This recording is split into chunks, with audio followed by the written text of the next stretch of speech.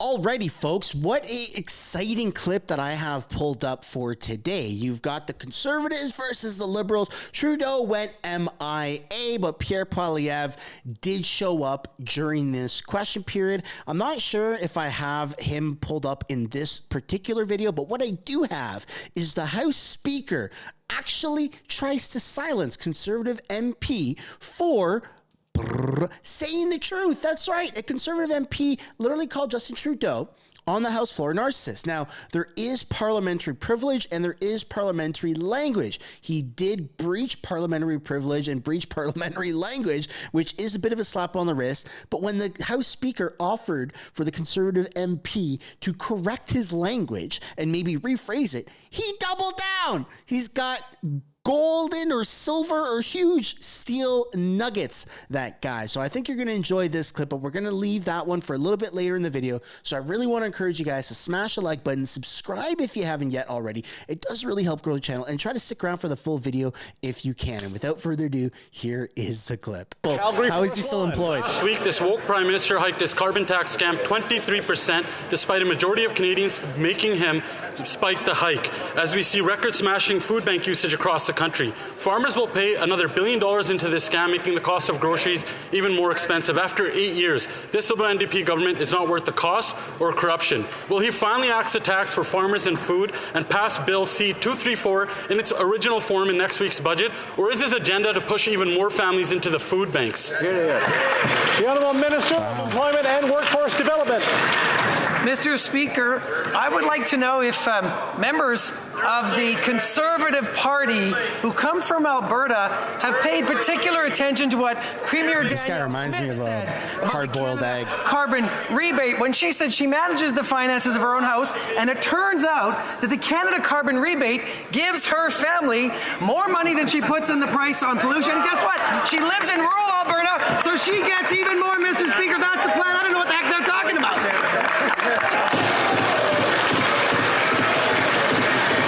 The Honourable Member for Calgary Forest Lawn. What we'd like to know is what his next job is, because after the next election, him and this carbon tax scam will be gone. Now there's 6 years that are Drop a W in the chat. because they all know after 8 years, this Liberal NDP government are like this carbon tax scam and not worth the cost. Why is this Prime Minister hiding? Why doesn't he show some guts, call this meeting so the premiers can tell him to shove his carbon tax where his poll numbers are, in the gutter?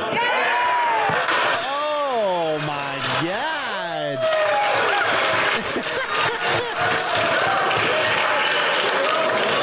I know we've been Look at Blair packing up his stuff. He doesn't want the heat. each other, but try to keep our comments as Blair's running away. The Honourable Minister of Employment and Workforce Development. Mr. Speaker, it's nice to see how focused that particular MP is on me and my career. Guess what?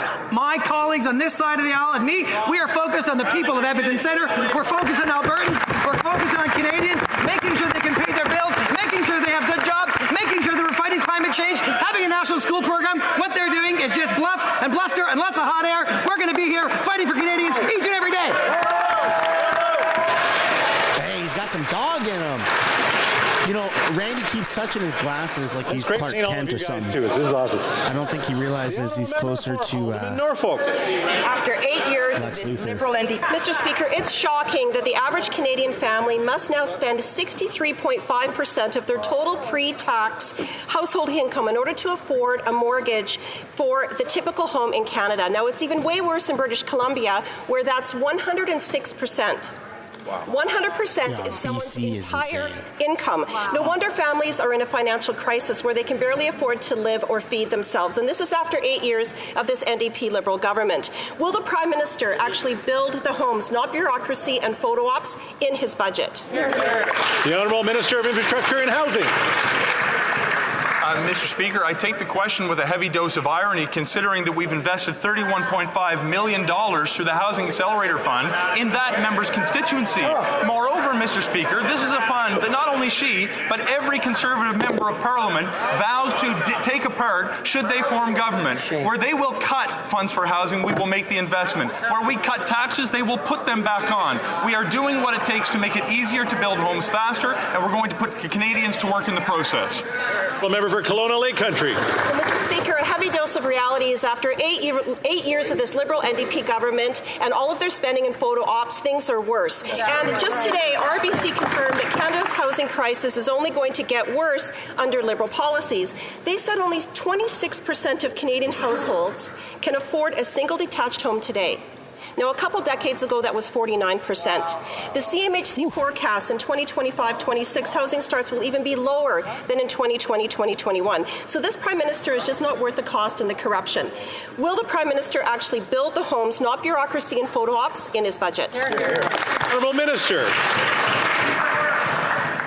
Mr. Speaker, we are going to put forward policies that are going to help solve the national housing crisis. We know that higher interest rate environments have made it difficult to build homes. That's why we are cutting taxes on new home construction, which they oppose. It's why we're putting more money on the table to build new apartments, which they oppose. It's why we put money towards incentivizing changes for cities, which they oppose. And just this past week, their deputy leader held a press conference to proudly declare that they were siding with the NIMBYs when it came to municipal zoning reforms. We need to do everything we can to make it easier to build homes more quickly and more cost effectively. It's a shame the Conservatives oppose at every stage. That'll only get done with a changing government. Kamloops, Thompson, Caribou.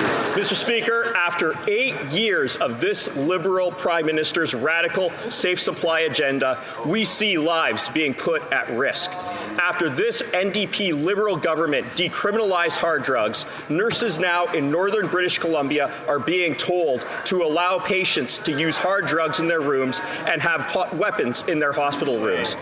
This, Mr. Speaker, is unfair and unsafe for workers and patients. Mr. Speaker, when will this Prime Minister wake up and realize that his radical drug policy just isn't worth the cost? Honourable Minister of Mental Health and Addictions.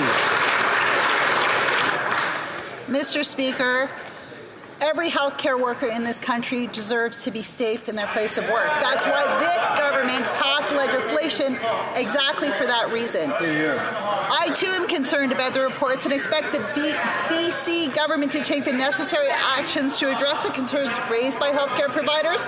On this side of the House, Mr. Speaker, we're saving lives. On that side of the House, they're busy with slogans and stigma. The Honourable Member for Cumberland Colchester. Mr. Speaker, 300% more government-issued opioids are being seized by police in British Columbia. More drugs on the street mean the street prices for opioids are falling across this country, and that's what we're seeing. This delusional NDP Liberal government wants you to think that giving out free drugs to our most vulnerable is a cure. But Canadians know this is nonsense.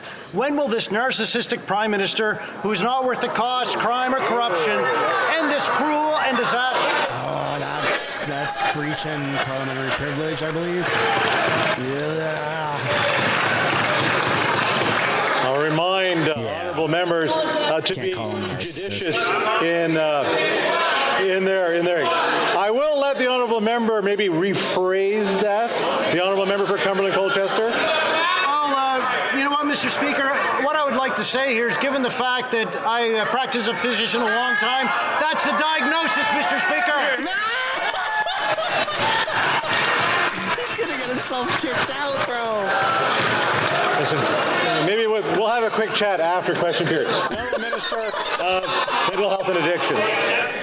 Holy shit. While the Conservatives want to sow fear and stigma, on this side of the House, we know that we have to stick to the facts. The RCMP says there is no evidence to suggest widespread diversion of drugs from prescribed alternatives is happening.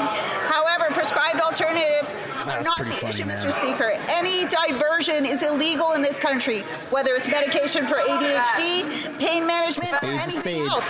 Those are the facts, Mr. Speaker. 70% of the overdose deaths are from an illegal toxic poison supply, and I challenge the member to actually read the data. That is where we're going to end today's video, folks. I'd love to know what you guys think down below in the comments.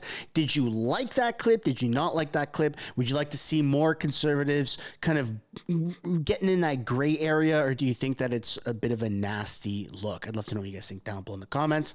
On your way out, I'd really like to encourage you guys to smash the like button, subscribe if you haven't yet already, and I hope you consider turning on that bell notifications, that little icon that shows up once you are subscribed. It just adds a layer of insurance to make sure you can actually be notified of upcoming videos. I will see you all in the next one. Bye for now.